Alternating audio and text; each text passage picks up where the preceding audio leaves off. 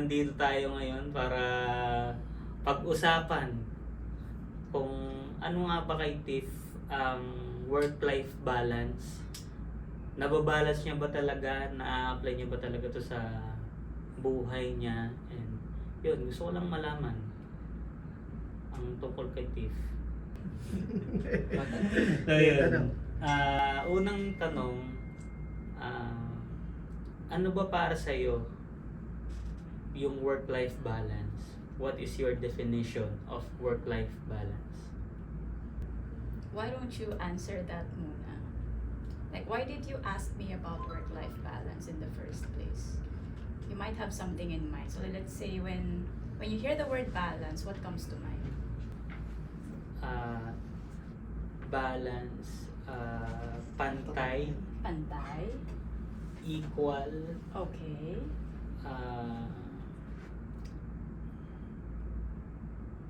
symmetrical, Okay. ganon. Sige.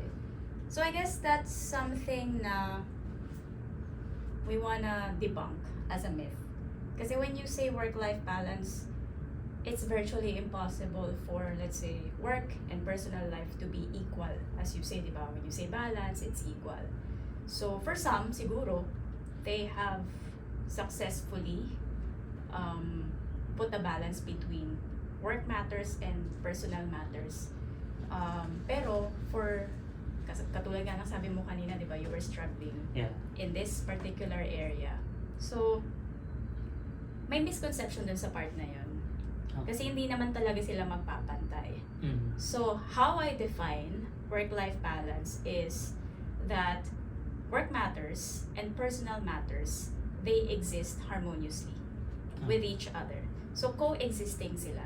It's not like, di ba, when you're told sa trabaho, siguro most of the time, lalo na sa mga conventional na organization, you have to leave personal matters aside when you're doing work, di ba? Yeah. Pero have you successfully done that? Na totally hiwalay ang personal matters sa work matters? Kung iisipin ko, hindi ko talaga siya totally nagagawa. Mm-hmm. Na hindi ako maapektuhan of what happens in my life personally, in my life as a professional. So, halimbawa lang, if there's something going on with my family, obviously when I go to work, I'm not as motivated as kapag okay kami ng family ko. So, yeah.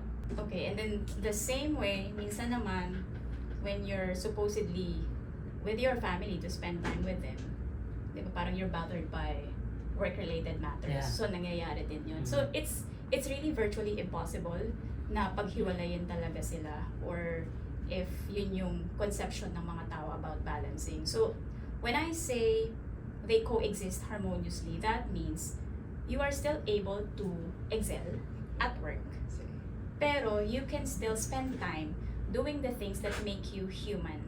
So when I say human, ito yung mga bagay na nag-nourish sa atin bilang human being, like spending time with family, spending time with friends, doing certain hobbies, yung nag-enrich sa buhay mo. So that's how I define work-life balance, and I would beg to differ calling it work-life balance. I would call it work-life harmony instead of balance, para ma-eliminate natin yung misconception na there has to be an equal amount of attention that you put to work and an equal amount of attention that you put to personal matters, be it family, be it to you as an individual. I think nandun yung challenge, no, sa mismong harmony ng work and life sa atin. What I yung naisip ko doon sa nasabi mo is how do you do it? Like, how do you harmonize your work and your life? Like, can you give me an example? Sige. So I'm gonna go back a little bit because I'm no master in balancing or harmoniously balancing work and personal related matters. So I used to be really very dedicated to work. Not that I'm not dedicated now, pero most of my time during the day is eaten up by work. So before, pre-pandemic, so every day I'm going on site. Tapos I have very little time to spend with family and friends during, let's say, pag-uwi sa bahay or during the weekends. So I'm no good. Talagang hindi. But because I think I have a team that depends on me, I have to really set a good example for them. Yeah. So I really believe that my role as a leader or as a manager, it impacts the way my team thinks about work-life harmony as well. Okay. So let's say if I don't take time off, that would give them an impression that they cannot take time off as well. Yeah. So that is a compelling reason for me to learn, really learn about balancing work and life, personal matters, para I can set a good example for them. So as a leader, again, I can influence kung paano yung magiging perception nila about balancing work and living their best life, if I may say. So, for instance, if someone is out during a PTO or a paid vacation, ganyan, for a leader, I cannot expect them to respond to me even if I've given them a task to do. Kasi I should be aware na they are on leave and I should respect that. So you're setting up boundaries. Yes. So it's a good thing if your leader allows you to set boundaries. It's better if the leader is the one who sets up the boundaries. So let's say with a team. So I usually do this with my team. When I give you a message, so let's say when I send you a note, may papagawa ako sa'yo, but you're on leave, I do not expect you to respond. Yeah. You can come back to it when you are on shift or when you're back from your leave. I think that's nowadays it's very rare to have a leader with a mindset like that, na merong genuine concern with yung limitation ng boundaries as a leader and as a, kasi most of the time in my past experiences, very firm yung mga naging boss ko with all of the instructions and task and whatnot, na talagang ini-impose sa mga employee na sobrang urgent na mga task na kailangan magawa mo ito, walang paki yung kumpanya sa'yo. So it's very refreshing to hear na ganun yung mindset mo as a leader. So ang gandang example lang talaga. How do I call it? What's ideal is for the leader to don't contact at all when someone is out. Pero with my example earlier, di ba? I set boundaries like I may contact you pero I don't expect you to respond. Yeah. So nasa arrangement yun ng leader at saka ng team member. Kasi for instance, ako I tend to forget things. So pag naalala ko siya, gusto ko I put it out there. And you can pick up on it at a later time. And that's fine with me. As long as yun yung naging arrangement natin. And that's reasonable. Yes. So, kung pupunta tayo sa ideal, again, edi wag mo kontakin at all. And it's not that noble na I'm thinking, so let's say I'm a leader, I'm thinking about or I'm giving consideration to my team members. Hindi siya one way lang. It's actually two way. It does not only benefit the team member, it benefits me as a leader as well. Kasi that means, when it's my turn to be out, ganun din yung gagawin nila. They will not expect me to respond to them also. Yeah. And So, sometimes it's just what they need. Parang they just need to be allowed to operate on their own so that they can learn things also. So that's the beauty of allowing people to take their time off. Kasi it also gives them clarity And it gives them the opportunity to take responsibility. Maganda po yung Ganda. ganda yung ganyang lesson na natututo. So, in a way, nagiging natural yung pag-reciprocate ng mga bagay-bagay. Tulad Correct. ng nagsiset up ka ng boundaries. So, magsiset din ako ng boundaries. And I think napapasama na dun yung yung respect. It goes along with it ng tao. There is another phase to that setting up of boundaries. So, etong side na to is si leader. The other side is from the team member. So, it's not always na si leader ay magsiset ng boundaries, Yeah. right? Just like what you mentioned earlier. Pwede din si team member. Yeah. So, although, there is a trick to this one kasi, let's say for you as a new hire, pwedeng early on, iset mo na yung boundaries mo. Diba? Na parang, okay, may iba, I'm interviewing candidates. Interview pa lang, they said that if there is a flaw in me, that would be, I don't respond to emails or work-related matters during weekends. Oh. So, sinasabi na nila agad yun. So, that actually sets my expectation of them, di ba? So, pag hinire ko sila, na-set yung expectation ko na they're setting up their boundaries. So, off-limit sila pag rest days nila. So, that's pretty easy if new hire ka. Pero, what if you have been working with this company for, let's say, 2 years na? Tapos, na-establish mo yung expectation na kahit naka-leave ka, kahit rest day mo, nagre-respond ka. Yeah. Diba? So, how will you turn things around? So, it's a matter of communication. Parang, yes, you will not just decide overnight na, hindi, I'm gonna set up my boundaries tomorrow. It's a must. This is a must for me to stay sane, to stay human. Yeah. So, it's just a communication between you and your manager na, I'm having struggles with this, I'm having challenges, I think this is what I need. So, pwede naman yun, that you have that arrangement. I think yung na-example mo, what if nagkaroon ka na ng nag-set ka na ng expectation sa sarili mo na like very keen ka to work, like parang workaholic yung vibes na gina-give off mo, na people would expect you to do tasks or answer emails outside working hours. So parang para sa akin, parang nahirapan ako sa transition ng ganun. Siguro maganda nga siyang magkaroon ng ng proper communication with kung sino man yung mga involved sa na yun. Kasi parang ang hirap niyang i-open na magkakaroon ko ng transition na like I've realized that I've been working too much. So I'm setting up boundaries, ganun.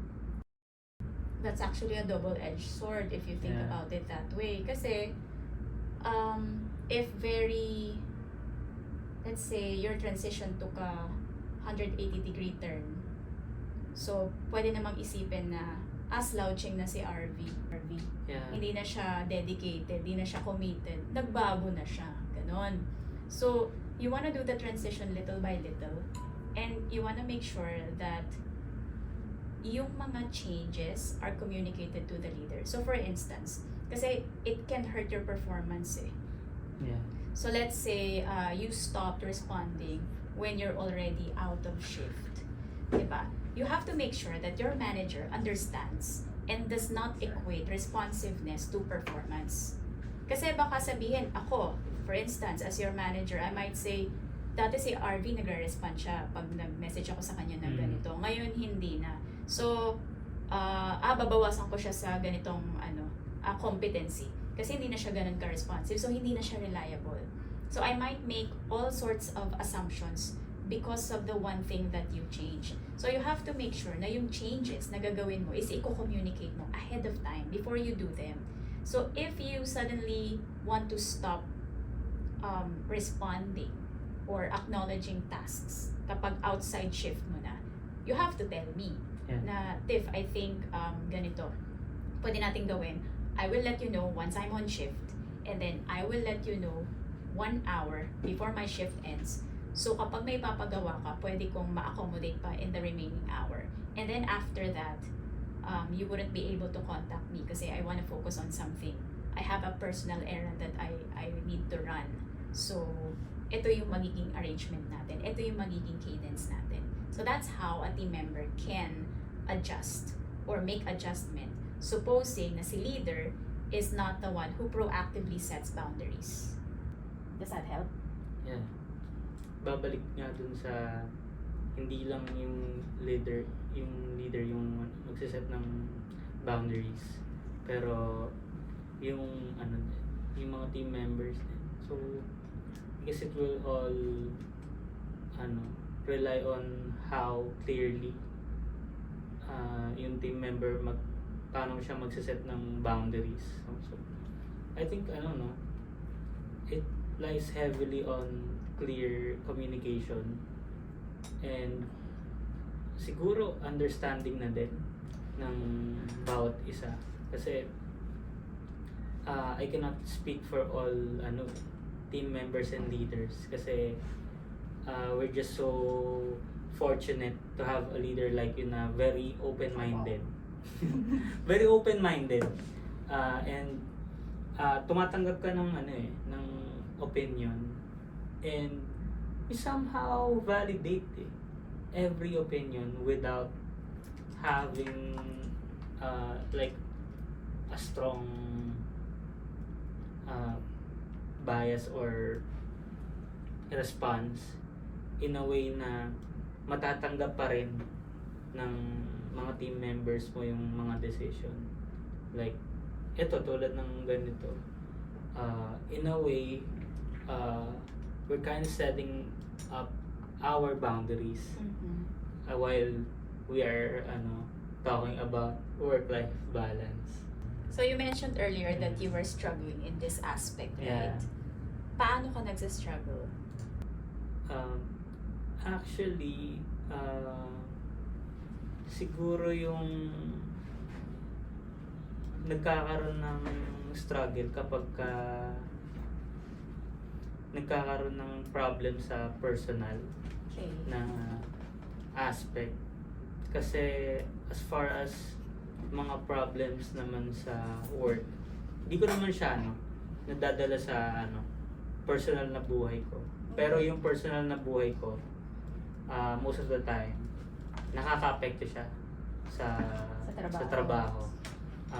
Lahat naman tayo, aminin ko naman na tulad nga nung na-example ko kanina, na kapag nagkakaroon ng mga problem sa bahay, sa personal na buhay, tendency talaga, apektado yung motivation ko to work. Siguro emotional capacity yung yung nahirapan akong i-handle, kasi yun nga, naapektuhan yung work ko, even though nasa different setting, different environment, na supposedly babago yung yung perspective ko or yung mindset ko ba para sa araw na yan. So if it's bugging you, let's say mentally and emotionally, that is something that you wanna unload. I know it's hard, Yeah. na parang it's easy to say that you have to unload it, pero how? So things like that, sinishare kasi yan. So you don't keep it to yourself. You have to have an outlet para ma-share siya. Either a focus group where you can share, you can comfortably share, na safe yung environment. A close friend of yours can do also. Kasi if you don't clear things up sa utak mo, parang cluttered yung mind mo, there's no way that you can be your best self during work. So, ako din, napagdadaanan ko yung mga ganyan na there's heavy matters that I need to take care of. And sometimes you have to decide. Parang, will I take care, or kailangan ba ngayon ko na siya i-handle? Or can it be for later? Kasi if ganun lang din naman na hindi ka makafocus sa trabaho because of those things that are bugging you, might as well face them head on. Na parang now na, hindi na to for later. Yeah. Kasi nga, ganun din eh, I'm not at my best. So, parang, to me, that's also a form of loyalty. So, I am loyal to the company that provides me a salary. Yes. So, not loyal to a person, but to the company that provides me a salary. So, when I say loyal, dapat, parang ang definition ko nun, every single time na nandun ako working for the company. So, let's say, today, when I'm on shift, I have to be present. So, being present means, andito yung buong pagkatao ko. Yeah. Lahat ng, siguro hindi yung buong oras mo kasi our mind tends to drift, di ba? Parang ang dami nating kung ano-anong naiisip. Pero loyal ka in a way na present ka. And if you drift away, kaya mong ibalik yung sarili mo doon. So I ask myself, if I cannot be loyal today, I might as well not go to work. Okay. Parang ganon. So parang yun yung way ko to unload. If, let's say for example, I don't have a specific person that I can share my troubles with. So you can try doing that. And syempre, having clarity breaks as well. Kasi sometimes, hindi mo naman din, hindi ka inclined na i-share. Di ba? Parang, When it's too personal. oo, parang gusto mo, suluhin muna siya, mag-contemplate ka, mag-reflect ka. So, take clarity breaks. So, for instance, if I have the opportunity, just take a walk outside. Kasi it's a change of pace, change of environment. So, you can try doing that. Meron ka bang activities that, invigorates you? Kasi, di ba, you said earlier, medyo nalulose mo yung motivation mo if something na about personal yung nagbabother sa'yo. Yeah. Pero how do you come back? Siguro, if taking your advice, siguro, if magkaroon ako ng ganun nga, ng mawala na naman ng harmony yung work-life balance, siguro, physical activities nga siguro Okay. ang pwede kong gawing alternative ba sa pakikipag-usap if it's too personal. Siguro yun. Maybe I'll start taking walks or even runs. So, mag-jogging na lang ako dun sa labas ng bahay namin. I have this workmate Yeah. before. So, yung trabaho niya is very stressful. What? He takes care of the quality management of the entire Okay. company. And marami talagang pasaway. So, talagang sakit ng ulo niya. When it comes to a point na parang feeling niya, sasabog siya because, yung ideals niya sa pag-implement ng quality management system is not accepted. Parang they default to their old ways. So, parang for naught yung mga ginawa niyang mga It's yung mga very improvement, yung frustrating. ganyan, di ba? It's infuriating, it's frustrating. He goes out. Instead of, let's say, talking at the people na hindi kayo, kumbaga, you have varying opinions with for a certain matter. Instead na sigawan niya, lalabas siya, maglalakad siya. No matter the heat of the day, no matter the temperature, kahit tanghaling tapat yan, lalabas talaga siya. Para lang maiba yung pace niya. Tapos siguro mga 5-10 minute walk and then balik. Talagang mind conditioning yung ginagawa niya. Yeah, so sometimes it's also about spatial orientation eh. If you wanna be serious about having a harmonious work and life. So it's especially true today. Kasi 'di ba, we have personal workstations at home kasi nga with a hybrid setup. So parang mas mahirap mag-disconnect sa trabaho. Kung nasa sarili mong bahay ikaw, dun ka rin nagtatrabaho, dun din nangyayari yung personal activities mo, 'di ba? So it's really hard na paghiwalayin sila. So that's what they call disconnect or unplug from work. So what I do at home, I have a space that I dedicate to work matters. Okay. Anything work related doon ko ginagawa.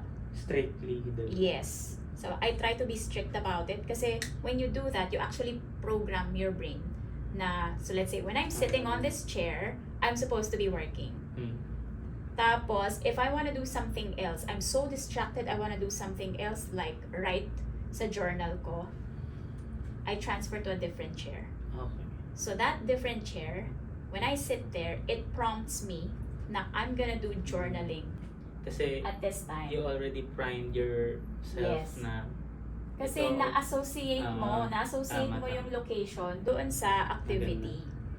So, and if you unplug or if you wanna unplug after work, kailangan kondisyon ka din na, and you're committed to yourself na, okay, I'm not gonna take work-related calls, work-related messages. Parang itry mo. But, don't also condemn yourself if, let's say, hindi mo talaga napigilan. Yeah. You wanna be kind to yourself as well. Kasi nga, harmonious siya. You wanna be best at work and in life. So, kailangan may opportunity ka pa. Parang, hindi rin to about being best at work. Tapos, sobrang exhausted ka, sobrang spent ka, na pagdating sa, marami kang oras sa family, pero wala kang energy. Yeah. That is also unfair to them and unfair to yourself. That's very relatable, no? Yung nabanggit mo na yun na siguro doon ako nag-fail yung maging gentle sa sarili ko kasi siguro na din peer pressure and yung mga imaginary expectation sa akin ng mga ibang tao, especially at work. Siguro yung expectations na din ng yung mga past na mga naging boss ko, siguro doon ako talaga siguro din nag-struggle. Although thankful na lang din talaga ako sa sarili ko na yun, nakapag-prime na din ako ng sarili ko na when I clock out of work, talagang wala na talagang work-related task ako na gagawin. And talagang focus lang ako sa aking personal life. Siguro, in a way, dahil ginawa ko yon, yung personal life ko yung nag-i-invade sa sa work life. Kasi ang na-set up ko lang na boundaries ay yun sa work. Okay. Siguro yun. Siguro isa siguro siya sa naging malaking factor na hinahayaan ko na mag-invade yung personal life ko sa work, which is hindi ko din naman masisi yung sarili ko. Ito for example, I don't know if I've shared this with other people other than my family din. Kasi earlier this year, nag-decline yung health ng tatay ko and bigla siyang nanghina siya. And yun nga, isang araw bigla na lang siyang hindi makagalaw, so sinugod ko siya sa hospital. It was a Sunday night, so ang tagal namin sa ER. So doon pa lang naisip ko na paano yung yung magiging work ko. So naano ko na agad siya, na ilib ko na agad siya na even without thinking yung magiging repercussions, and hindi din ako nag-isip ng alternatives kasi meron naman ako mga siblings na pwede din magbantay sa dad ko. Pero ang ginawa ko, ako na lang yung nag-leave sa lahat ng sa magkakapatid. And ako na parang naging choice ko na to be present na lang para sa dad ko, and talagang totally binitawan ko yung work. Although for some talagang siya, family first. Pero when you're a professional kasi, sometimes you have to compromise may mga times din na you have to give some para sa work mo. Kasi you also have responsibilities there. And siguro yun yung lang, yung hindi ko talaga maalis pa sa akin, na when it comes to choosing the priority, talagang yung personal life ko yung mangingibabaw, even if ma-jeopardize yung yung work ko. Siguro yun yung pa. I don't think that's an imperfection kasi depende yan on how you take your priorities. Depende nga naman. So magkakaiba yan per tao. So for instance, yung situation mo could be different in a way na kapag iba yung naka-experience nun and they are aware, let's say, okay, ang tatay nasa ospital, syempre kailangan magbayad ng bills. And walang ibang aasahan kundi ang trabaho as the source of payment for the bills. So obviously, they will try to find siguro someone to take care of the relatives sa hospital. Tapos sila yung pupunta sa work. It differs from a person na medyo financially secured or financially free. Diba? Kasi parang ako na to. Ako na yung magbabantay, ako na to, maglilive ako sa trabaho. So, it's different. So, I remember when the time na nangyari sa akin yan. So, na-stroke yung papa ko, walang ibang aasahan kundi ako kasi malalayo yung kapatid ko. Tapos, yung mother ko, siya yung nandyan. Tapos, sabi ko, kailangan ko magtrabaho kasi yun yung time na pinababalik na kami sa office. On-site na, and that's a direct order from the COO namin at the time. So sabi ko, hindi pwede. Kasi nga, I have a responsibility also to my team. Kasi ako nag-encourage sa kanila, galing sila mga probinsya. Okay. Naghanap sila, lumuwas sila ahead of time para maghanap ng mga lilipatan, yung mga, ano tawag doon, boarding house, yung mga ganyan, condo units that they can share. Tapos ako, absent. Ako yung wala, di ba? So sabi ko, hindi pwede. So ginawan ko siya ng paraan. Si mama ko, siya yung pinagbantay ko kasi ano pa noon, medyo katatapos lang or pandemic pa rin na period. So, if magbabantay sa hospital, hindi ka pwedeng lumabas. Kasi you will be tested for COVID. Diba? Pag nag-negative ka, papayagan ka na magstay doon, hindi ka pwedeng lumabas. Kahit to get things, hindi pwede. Parang i-deliver lang yung mga That's gamit. also what happened sa akin. Diba? So sabi ko, hindi pwedeng ako yung magbantay. Kasi nga, hindi na ako makakalabas. Paano ko papasok? Buti sana kung work from home pa ako nun. So, magkakaiba talaga yung circumstance ng mga tao. So, when you say you have a harmonious relationship between work at saka personal matters, hindi naman ibig sabihin na parang kung kailangan akong pumasok, dapat makakapasok pa rin ako. Kung kailangan ako ng pamilya, dapat makakapunta pa rin ako sa kanila. Sometimes may compromise talaga. So that's when you want to be kinder sa sarili mo kasi there will be instances na inevitable yung mga ganung situation eh.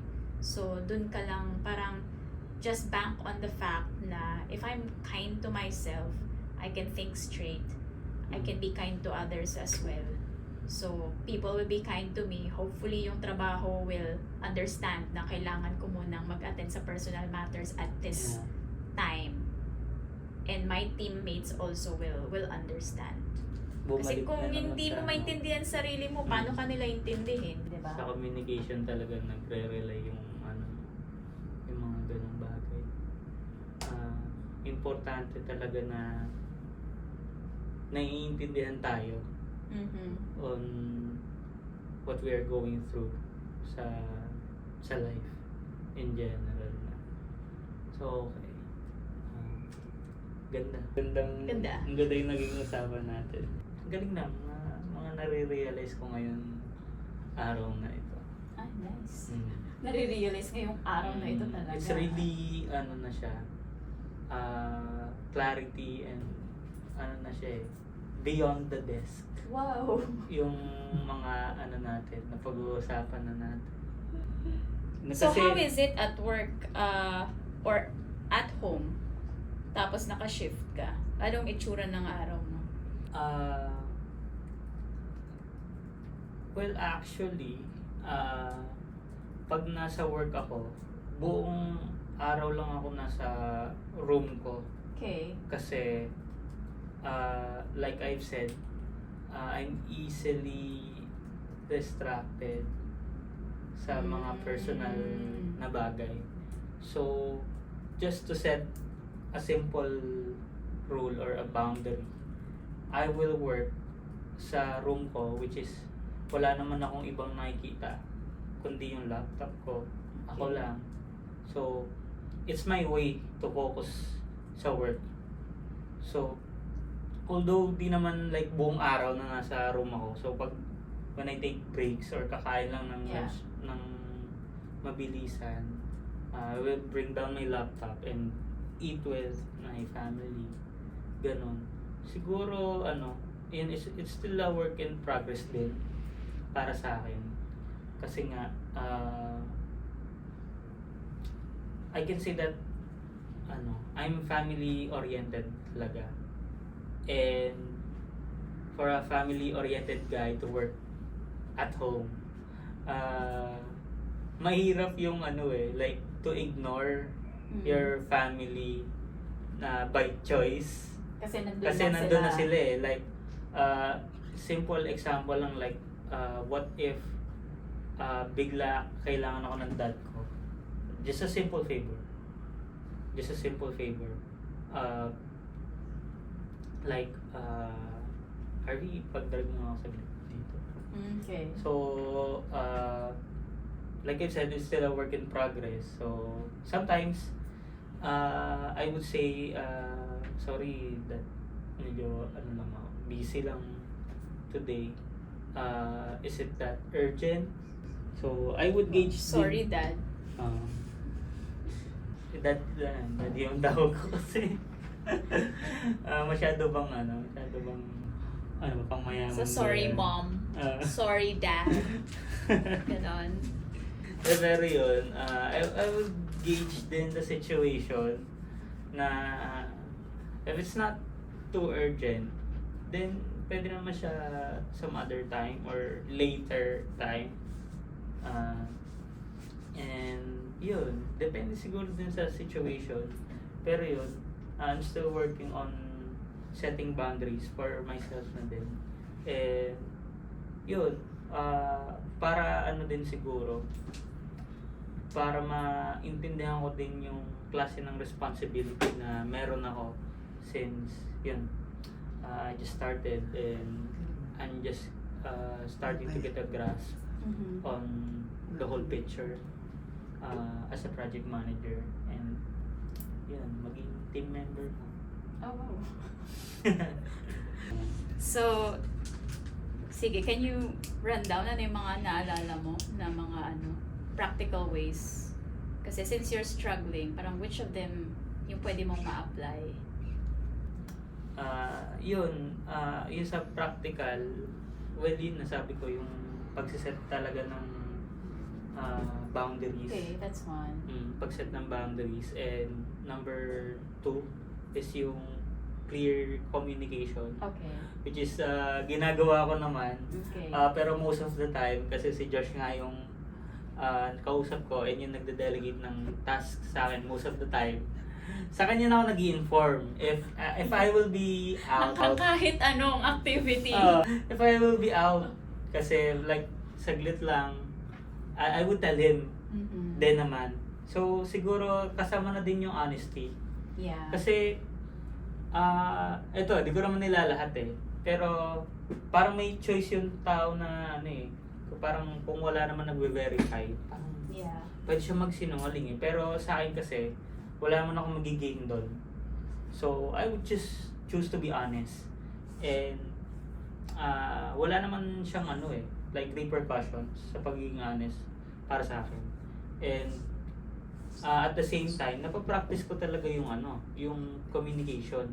Which is, nasasabi ko yung gusto kong sabihin without worrying na, ay, baka magalit, baka isumbong ako.